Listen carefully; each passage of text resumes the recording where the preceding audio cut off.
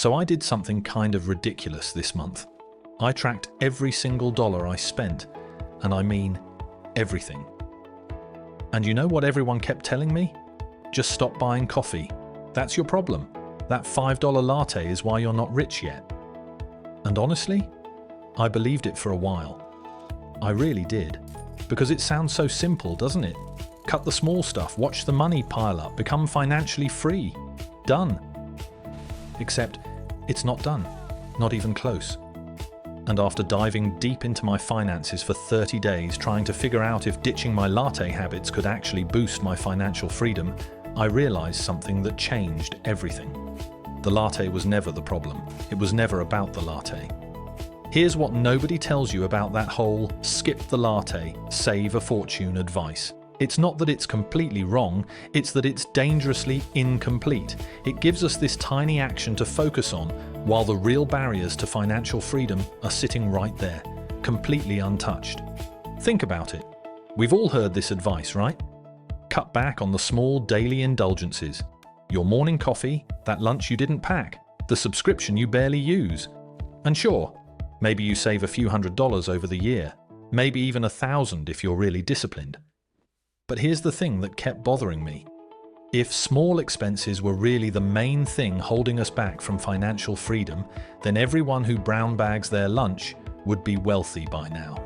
And they're not, so what's actually going on here? The truth I stumbled into, the one that kind of hurt to admit, is that most of us are struggling with financial freedom because we simply don't know how money actually works. Not in a judging way. I mean, why would we? Most of us were never taught this stuff. We weren't sitting in school learning about investing, compound interest, or how to actually build wealth. We were left to figure it out ourselves. And that's led to a lot of us making the same costly mistakes over and over again. And it's not just about knowledge. It's about the whole relationship we have with money. Poor money management, and I'm including myself in this, shows up in ways we don't even recognize. Not having a real budget. Not prioritizing savings because it feels impossible when you're just trying to get through the month. Spending money to keep up appearances, to feel like you're doing okay, even when deep down you know these purchases aren't adding real value to your life. These patterns, they keep us stuck. They create this cycle where we're living paycheck to paycheck, and no amount of skipped lattes is going to break that cycle. There's also this other thing I noticed about myself, and maybe you felt it too. This weird fear around actually taking control of your finances, like really taking control, not just tracking expenses in an app for a week and then forgetting about it. I mean genuinely understanding where your money goes, making intentional decisions, being proactive instead of reactive. That fear, it's real, and it leads to inaction, which leads to missed opportunities, which leads to looking back years later, wondering why nothing changed. So let's talk about what actually matters. This whole idea of latte money versus what I'm calling wealth moves. Because understanding this difference is probably the most important thing I learned this month. Latte money thinking is exactly what it sounds like. It's the belief that if you just cut back on these tiny daily expenses, buying a coffee here, a snack there, somehow all that saved money is going to transform your financial life. And look, I'm not saying it makes zero impact. If you're spending $15 a day on random stuff, yeah, cutting that back will help. But here's what it really does. It distracts us. It makes us feel like we're doing something meaningful for our finances when we're actually avoiding the bigger, more important actions. Wealth moves. That's different. That's about making decisions that have the potential for real, substantial growth. We're talking about investing in assets that can actually generate passive income.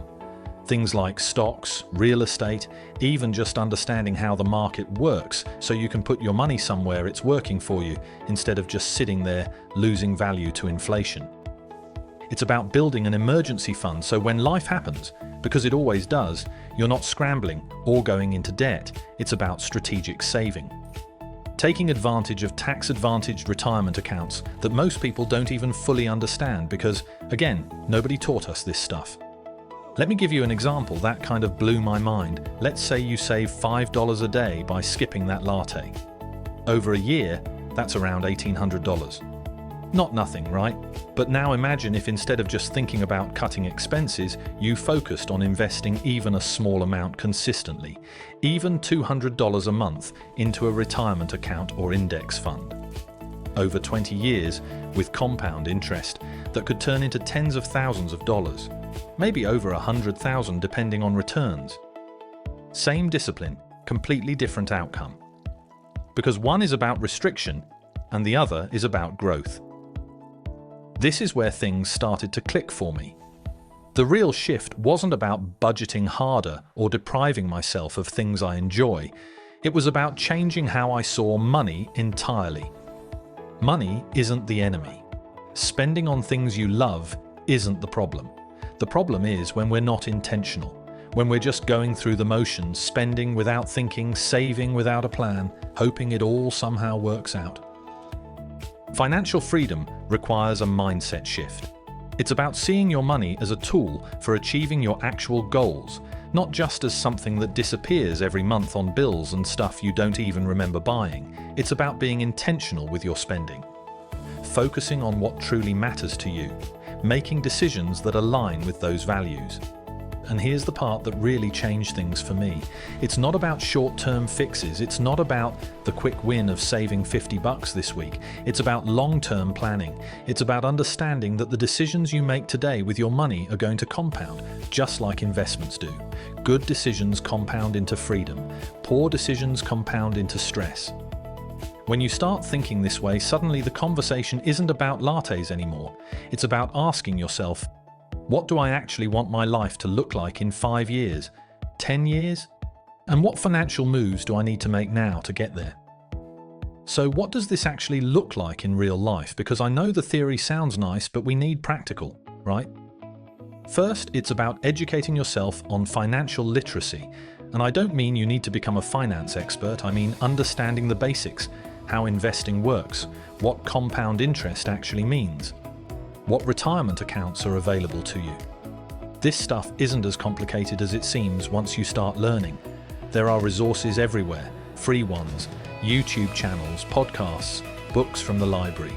The information is there, we just have to be willing to sit with it, even when it feels uncomfortable at first. Second, create a plan. Not a restrictive budget that makes you miserable, but an actual plan for your money that includes your goals. How much do you want to save? What are you saving for? What investments make sense for where you are right now? And then, this is the hard part, stick to it. Adjust when you need to, but stick to the framework. Third, and this is important, this doesn't mean depriving yourself of everything you enjoy. It's not about never buying a coffee again or feeling guilty every time you spend money on something that makes you happy. It's about making conscious choices that support your bigger financial goals. Maybe you still get that latte, but you're also automatically investing a percentage of your income every month. Maybe you go out to dinner with friends, but you've already prioritized your emergency fund. It's about balance and intention, not perfection and punishment. Look, I get it. This stuff can feel overwhelming, especially if you're starting from a place where you feel behind or like you've made too many mistakes already. But here's what I want you to know. Financial freedom isn't reserved for people who never make mistakes or who started investing when they were 12. It's available to anyone willing to start making different choices today. You don't have to overhaul your entire life overnight. You don't have to feel guilty about your past decisions.